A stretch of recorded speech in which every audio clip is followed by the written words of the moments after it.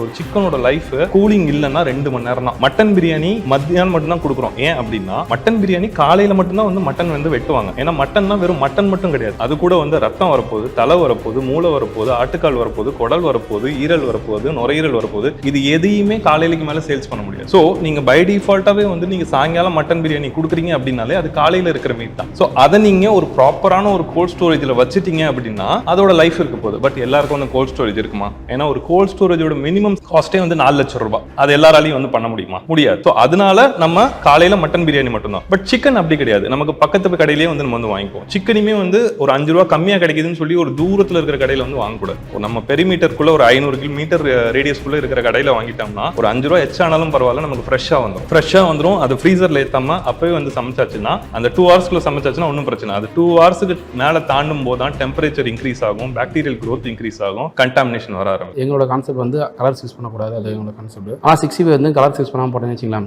அது கலர் வந்து கொஞ்சம் டல்னஸாக இருக்கும். கஸ்டமர் இல்லை அதை பார்த்தாலே என்னங்க ஒரு மாதிரி கலரு ஏதோ கலராக இருக்கிறது தான் நல்ல இல்லைங்க, நம்ம கலர் யூஸ் பண்ணுறதில்ல, அதனால் இந்த கலரில் தாங்க வரும். ஃபஸ்ட் ஸ்டார்டிங்கில் சொன்னேன் 65 நான் போட ஆரம்பிச்சு சொல்லும் போது அவங்க வந்து அதை வந்து பார்த்துட்டு இல்லை 65 சொல்லிட்டு இல்லை பரவாயில்ல நாங்கள் கிரேவி சிக்கன் எடுத்து வரோம் சொல்லுவோம். அப்போ எனக்கு இல்லை நல்லா தான் போட்டிருக்கோம், நம்ம ஏதோ ஒதுக்குறாங்கன்ற அப்புறமேட்டா என்ன பண்ணேன் காஷ்மீரி சில்லி யூஸ். ஆனால் இப்பயும் வந்து என்னன்னா காஷ்மீரி சில்லி யூஸ் பண்ணுவேன். இப்பயும் நான் ரோட் சைட் கடைன்றா நான் காஷ்மீரி சில்லி தான் யூஸ் பண்ணுறப்போ கஸ்டமர் யாருக்கும் தெரியாது, நானும் கலர் தான் போட்டிருப்பேன் நினச்சி சாப்பிடுவாங்க. பிரியாணியில் மட்டும் அந்த போர்டில் நாங்கள் கலர் யூஸ் பண்ணுறதுல அஜினமோட்டோ யூஸ் பண்ணுறோம். அந்த போர்டில் வந்து நம்ம போட்டுறது வந்து வெறும் பிரியாணின்றது மட்டும், ஆனால் அது எதுவுமே யூஸ் பண்ணக்கூடாது. ஆனால் வந்து அதுக்கான காஸ்ட் எனக்கு அதிகமாகுது. அது அட்லீஸ்ட் ஒரு கஸ்டமர் புரிஞ்சிடலாம் பரவாயில்ல, கஸ்டமர் புரிஞ்சுறாங்க அக்செப்ட் பண்ணிட்டு போயிடலான்ற ஒரு மைண்ட் செட் இருக்கும். அது ஆனால் கஸ்டமருக்கே புரியும். சில பேருக்கு வந்து அஜினமோட்டோ இருந்தா என்ன இல்லைனா என்ன, இருந்தா என்னைக்கோ ஒரு நாள் நான் சாப்பிட்றோம் சொல்லுவேன். சில பேர் என் கஸ்டமர்ல சில பேர் 4 நாள் சாப்பிட்றவங்க இருக்காங்க. அப்போ அவங்களுக்கு அது இதுதானே, நானும் சாப்பிட்றேன், நான் டெய்லி சாப்பிட்டே ஆகணும், நான் டெய்லி இது மூணு நான் டெய்லி சாப்பிட்டாகணும். அப்போ எனக்கு அது பிரச்சனை தானே வரும். என் வீட்டில் இருக்கும் எல்லாரும் தருவோம், வாரத்தில் 3 நாள் எங்கள் அம்மா தருவாங்க, அவங்களுக்கு அது தந்து தானே ஆகணும். அப்போ வந்து கஸ்டமருக்கு அது ஃபஸ்ட்டு புரிதல் இருக்கணும். கஸ்டமர் தான் புரிஞ்சிக்க மாட்டாங்க. இப்போ வந்து நார்மலாக ஒருத்தவங்க பிரியாணி வைக்கிறதுக்கும் ஒருத்தவங்க அஜினமோட்டோ இந்த இதெல்லாம் இல்லாமல் இருக்காங்கன்னா அவங்களோட ஒர்க்கிங் காசு அதிகமாகும். அதை ஃபஸ்ட்டு கஸ்டமர் புரிஞ்சிக்கணும். ஏன்னா வந்து இதில் வந்து இது இல்லை இது இருக்குது.